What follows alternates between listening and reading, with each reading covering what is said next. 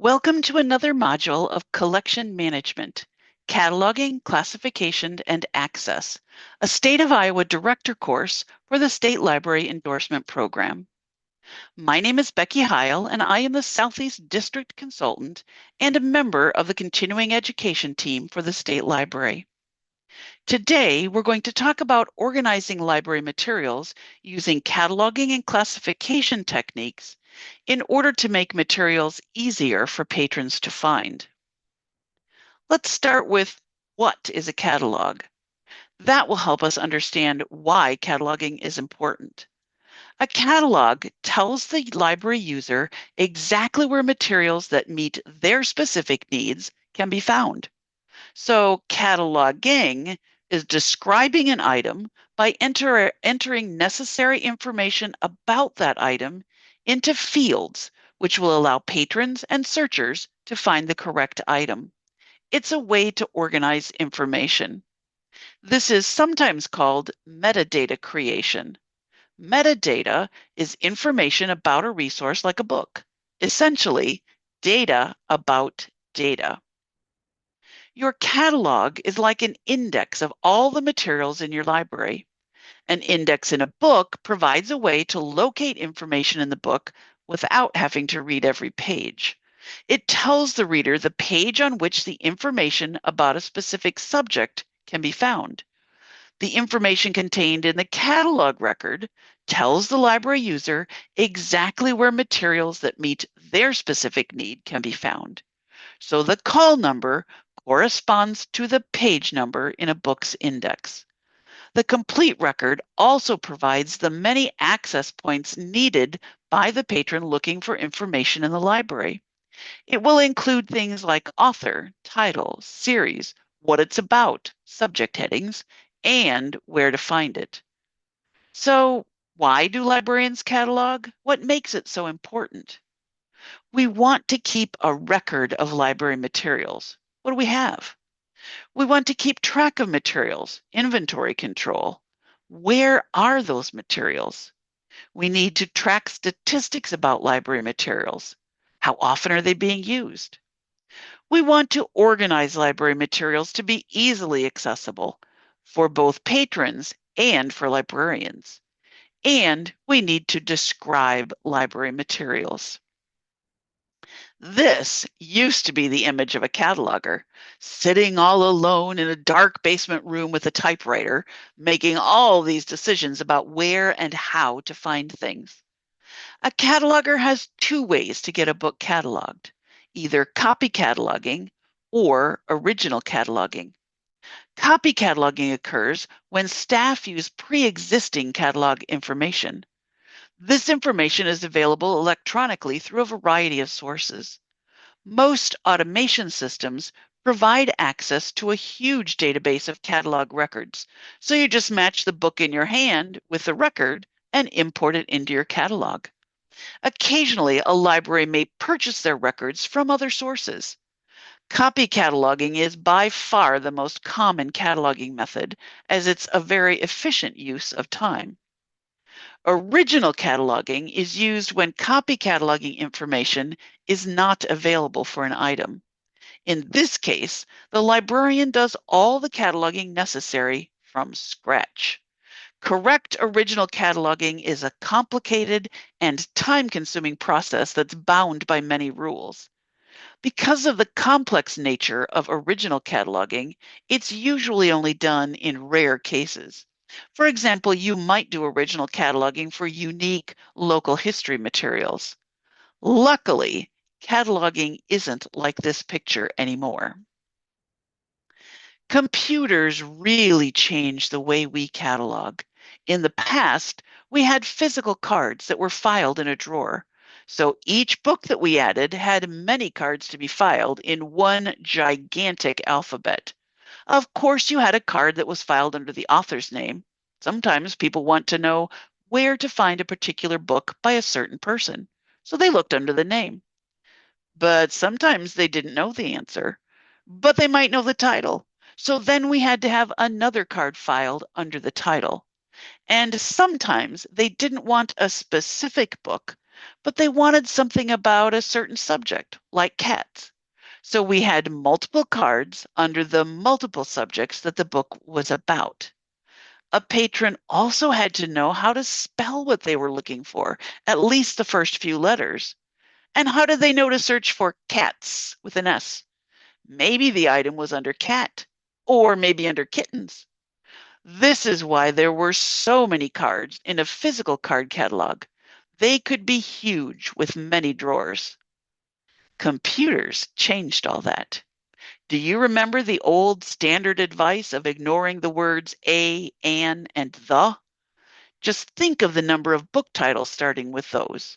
The Red Dress, The Fall of an Empire, The Last Crusade. They were all filed in the T drawer. That didn't make sense when we were actually filing cards. Now, Google and other search engines and library automation systems just ignore those words. Computers are quite adept at doing most of that for us, so we don't have to worry about it. Today, the vast majority of libraries use what is called an ILS, which is an acronym for Integrated Library System, also sometimes called a library management system or an automation system. They all provide different modules, one of which is a cataloging module. They also provide a way for your patrons to access your records, which is called an OPAC, or Online Public Access Catalog. And of course, one of the modules is typically a circulation system, or the way we check out books to our patrons. Here are just a few of the acronyms associated with library cataloging. What I hope to do with this slide is introduce you to some of the types of rules for organizing and describing materials. These are all acronyms you may run across as you work with your automation system. There are many resources available about these cataloging concepts if you're interested in more in-depth information. Learning cataloging is really like learning a new language. In fact, MARC records are probably best understood this way. A record made up of codes that stand for a particular kind of information. There are elaborate systems of rules that govern all aspects of cataloging, including description, classifications, and subject headings. Let's take a look at some of them. You have already heard about OPAC, or Online Public Access Catalog, on a previous slide. And I just mentioned MARC records. We'll delve into them a little later, but here's the basic definition. MARC, which stands for Machine Readable Cataloging, is a standard digital format for the description of items cataloged by libraries, such as books, DVDs, and digital resources. Computerized library catalogs and library management software need to structure their catalog records using some kind of industry-wide standard so that bibliographic information can be shared freely between computers. BibFrame was piloted in 2014 to replace the MARC standard. 10 years later, it was still not available for libraries to use. But in January 2025, the Library of Congress finally started converting their records, so you may hear more about this later in your career.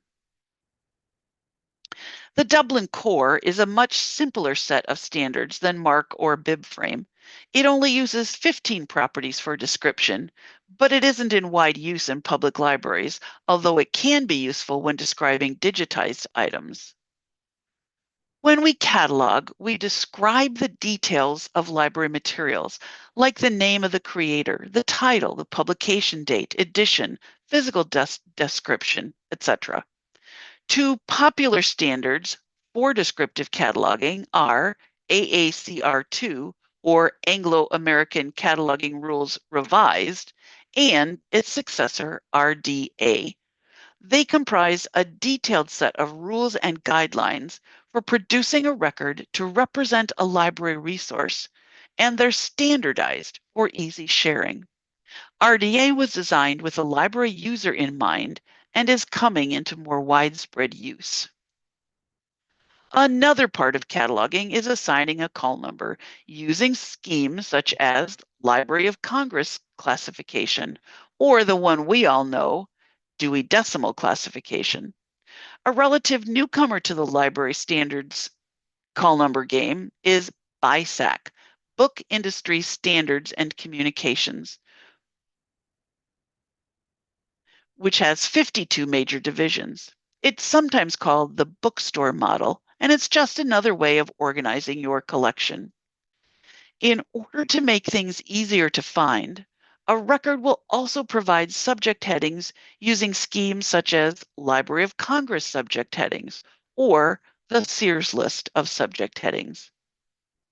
OCLC started as a cataloging consortium in Ohio. Now, OCLC is a global library cooperative that provides shared technology services. You may be aware of them because of their product WorldCat, which is a comprehensive database of information about library collections. Back in the 1800s, Cutter was a prominent American librarian, and he came up with this list of objectives for a library catalog. To enable a person to find a book of which either the author, title, or subject is known, to show what the library has by a given author on a given subject, and to assist in the choice of a book. Again, the purpose of a library catalog is finding materials, showing what the library has, and choosing the material appropriate for your needs. We need a way for the person to find the actual book in your library, usually by a call number. But where exactly do we put that call number? It needs to be in something that describes the item that someone might be looking for. That is the basis of what used to be a card in the card catalog. Now it's called a record in the public access catalog. There are 4 parts to a catalog record. Those parts include bibliographic data, subject analysis, local holdings data, and classification. When doing copy cataloging, you will look at each of these parts to determine if it matches the item in your hand. You may need to make a few small changes or find a different record. We use descriptive cataloging to let our patrons know if the item is something they might want to check out. We create a record by taking information from the item in hand, whether a physical item or an online resource, and describing it in such a way that the item can be identified and retrieved. A bibliographic record will include some basic information about the item, such as author, title, designation. That means whether it's a book, audio, or whatever. It may include edition, publisher, or series. It may also include information like whether or not it's large print, if it includes maps, if it's abridged or unabridged, and the number of pages. The bibliographic data description is entered into the MARC record in a very specific way, according to dictated rules and regulations. The goal here is to ensure that every item of identical format has the same data, which makes possible things like a shared catalog, like the Iowa Locator, and even a worldwide library catalog, like WorldCat. We need to have such strict guidelines in order to guarantee standardization. Those rules are also important because consistency makes it easier for patrons to interpret what they see. Luckily, copy cataloging and computers have made it easy for us. We don't have to memorize those guidelines from AACR2 or RDA. They are created and updated by cataloging experts and automatically applied to new records. We just have to understand why it's important before we try to change things on bibliographic records. Now let's look at a couple of ways to organize and display that bibliographic data. We briefly mentioned access points in the section about why cataloging is so important. Here's an example of the bibliographic data as taken from an old card in a card catalog. You can see this is the information from a title card, since the title is listed at the very top. The body of the card shows the main entry, which in this case is the author, or Ezra Jack Keats. The main entry is usually the name of the author, but it might also be the name of a business or a corporation, a government, a church, a music group, or any other group of people who may have created a unique work of information. The card also gives title information, The Snowy Day, and there's an area for edition and publication information. It includes information about the book, like the fact that it's illustrated, how big it is, and how many pages it has. At the very bottom, you can see a list of the other access points. The Arabic numeral 1 means you filed a card under Snow-juvenile fiction. The 2 indicates a card was also filed under Caldecott Medal. So if you wanted to, you could find all the items cataloged under Caldecott in the same place. It was also filed under children's stories. The Roman numeral 1 indicates that it was also filed under the title The Snowy Day. That means there are 4 ways to retrieve information in the catalog besides the author. And finally, in the upper left-hand corner where we find the call number, we see that this book is located in the Juvenile Easy collection, and it's shelved under the author's last name. A quote I found at WebJunction says, "While paper catalogs provided a sense of familiarity and comfort to patrons, they lacked the many levels of access that today's OPACs now provide." Here's an example of bibliographic data from the same book as seen in an online catalog. You will note much of the same information like author, title, ISBN, physical description, publisher information, and a call number. It also includes 2 of the same subjects, Snow and Caldecott, but it leaves out the children's stories. Most of the time, automation systems have this type of friendly interface that they use for creating MARC records. So this is the view that you might see as you do copy cataloging, with additional lines for local information, which we'll talk about later. And here we see the MARC record for the same book we just saw on the previous few slides. This record is much scarier than the other 2 we viewed. This is the cataloger's view. In this example, the bibliographic record takes the form of a MARC record, which means that the computer can read and interpret the data. Choosing to use MARC enables libraries to acquire cataloging data that is predictable, reliable, and shareable. You'll note on this sample record that instead of words indicating what the information is, we see code numbers or tags. Each tag represents a different field. For example, the 050 tag is for call number information. The 100 tag is the author field. The 245 tag is the title field, and 300 is for the description. There are also indicators and subfields in each field, which come after the numerical tag. Frequently, you don't even see those, as your automation system knows how to fill it out and hides it from you. Here are just a few more shots of a different version of a MARC record. You see in yellow all that same information, and now you can see in the 650 fields on the right, they have added Snow and children's stories back in. They also include the field for Caldecott Medal, and they added one for African Americans-juvenile fiction. The second part of a catalog record is the subject information. Subject headings are a controlled vocabulary to describe the item.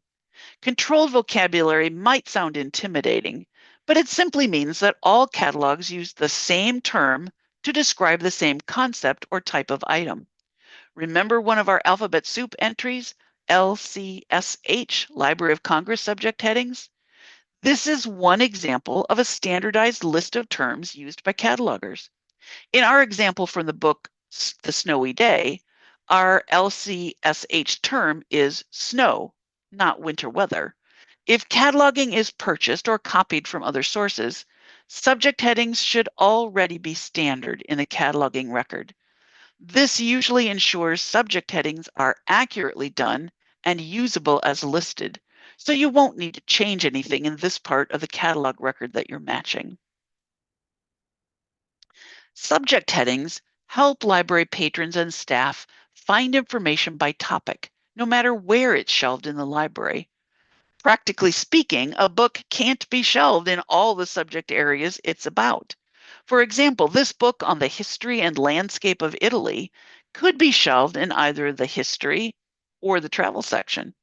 If it has all the relevant subject headings, someone searching the catalog, whether they're interested in history or travel, would still find the book and could look at the call number to find out which section of the library it's shelved in. Subject analysis allows for more access points for each book. So if you have a young adult book that is a mystery set in the Old West along the Colorado River, it could go under young adult, westerns, mysteries, and Colorado River. While it might feel old-fashioned to have a controlled list of subject headings, do not fear. Your modern ILS is working behind the scenes to make search work more like the keyword searches your users are used to in Google or other online search engines. In other words, even if the official subject heading is travel in Italy, someone searching your OPAC for Italian travel would still find the book. The subject headings help guarantee the item can easily be found in the catalog.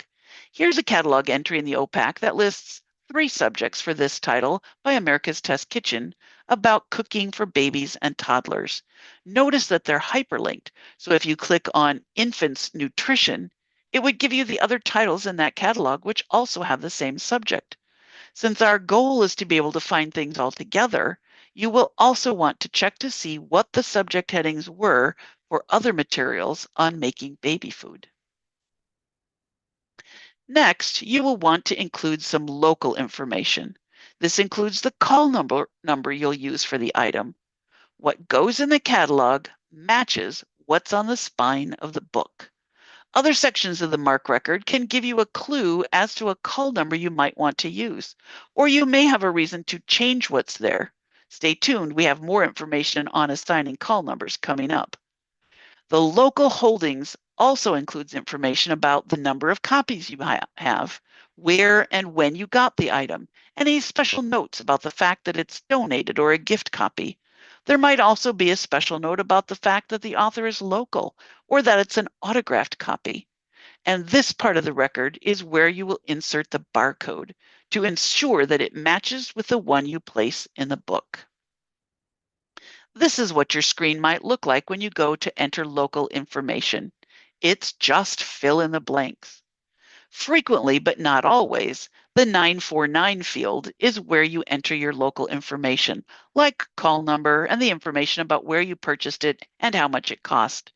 This is one way you can run an inventory report in your automation system to get an amount for how much your collection is worth when that insurance agent wants a replacement cost for your entire collection.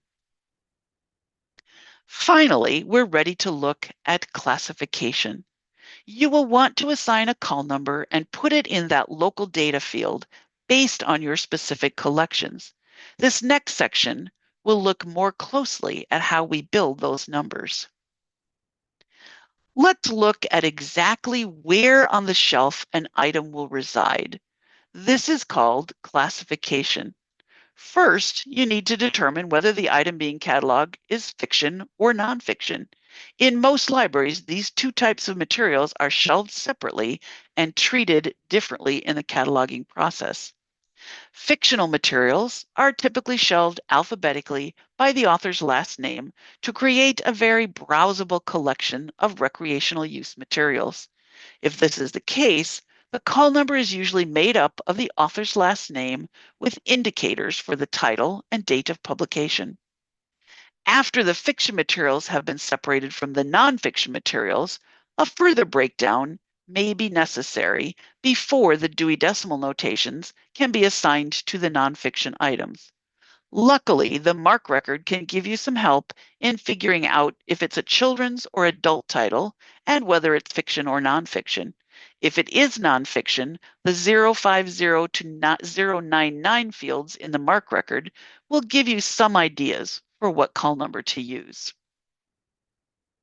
To make sure materials are in some kind of order at the library, most libraries will use one of these three classification systems.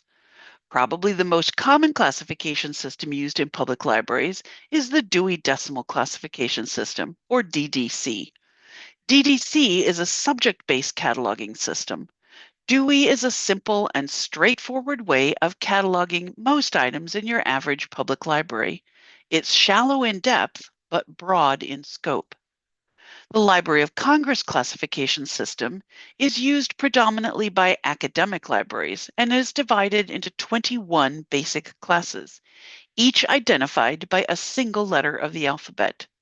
Most of these alphabetical classes are further divided into more specific subclasses, identified by 2 or 3 letter combinations, which form the basis for a call number. Another book classification system that is used in bookstores and now in some libraries is BISAC, which stands for Book Industry Standards and Communications. BISAC has 52 major divisions with a number of detailed descriptors that represent subtopics. BISAC subjects were formally introduced to the public in 1994, but it took a while to trickle into libraries. In each of these systems, you'll see that I've included a call number for a book of a similar topic. Let's go back to that America's Test Kitchen book about cooking for babies and toddlers. So in our first example under DDC, we see a call number of 641.56 AME. 641 is the basic number for cooking. Each of the subsequent numbers further breaks down the category. We'll explain that in a little more depth on a separate slide. This particular library has a large collection, so they go out 4 decimal places. Your library may only go 1 or 2 places. The AME represents the beginning letters of the author, in this case, America's Test Kitchen. In the Library of Congress example, R equals medicine, RJ equals pediatric medicine. The number 216 is for nutrition and feeding of children and adolescents. The A is for the author's last name, followed by a coded number that represents the rest of the author's name, followed by the publication year, 2019. A search for this same title in the BISAC library generated one title, which had a call number of Cooking Family. Since Dewey is the most common way to classify items in public libraries, I'd like to spend a little time walking through how those Dewey numbers are built. Let's go back to the America's Test Kitchen book about cooking for babies and toddlers. The call number is 641.56 EDI. Here are the 10 major classes of the Dewey system, identified with numerals 000 to 900. They are used to divide nonfiction library collections. Each class can be further divided into 10 divisions, and each of those divisions can be divided again into 10 sections. That means you have 10 classes, 100 divisions, and 1,000 sections. You can also add a decimal point after the first 3 numerals and continue narrowing your description even further. Here is the DDC breakdown of the call number for that cookbook for kids. If you remember from the previous slide, the class 600 is technology, sometimes called applied sciences. In this example, the 640 division is for home and family management, and the 641 section is for food and drink. The subcategory is 0.5 cookery. You could just leave it in 641.5, but imagine how difficult it would be to find amidst all the other cookbooks. So we can divide it even further. The page on the right is a copy from the book Dewey Decimal Classification. It breaks down all the numbers in this way. It also has a comprehensive index, so you could look up cooking for toddlers and it would give you the call number 641.5622. 0.56 is cooking for special situations. 0.562 is for specific ages, and .5622 is specifically for cooking for infants and children. If you're in a small library, you can break it off at any of the decimal numbers. So this library chose to leave it with cooking for special situations. They could have also left it at 562 for specific ages, or if it's a large library that has many cookbooks, some dealing with cooking for seniors or teens, or packing lunches for school kids or toddlers, it might make the most sense to take it all the way out to .5622 in order to make it easier to find.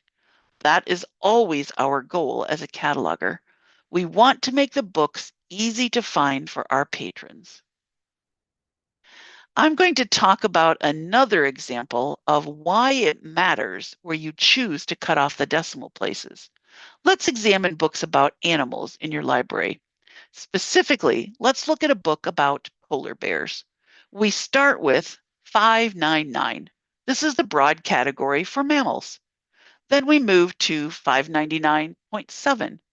This section covers carnivores, which includes bears, but other carnivores too, like lions. Then we move to 599.78. This specifically designates books about bears. Taking it one step further, 599.784 is a more specific classification for bears. Finally, we arrive at 599.786. This is the specific classification for polar bears. So thinking about that polar bear book, if someone in the past cut off the Dewey number at one place after the decimal, carnivores, and someone else cataloged another book using two places, just about bears, and a third person cataloged a different book about polar bears using three places of after the decimal point, all three of your books on polar bears would be in a different place. That is why you sometimes find books in weird places, like lions and bears all mixed together in 599.7. And it also makes it important why, when you make those decisions, you should be documenting them. Look at the Dewey number in the copy cataloging record and decide if you want it there. Look at where the rest of your collection is. Don't forget, even in copy cataloging, you can change the number to where it makes sense for your library. We just spent a lot of time thinking about cataloging for nonfiction items.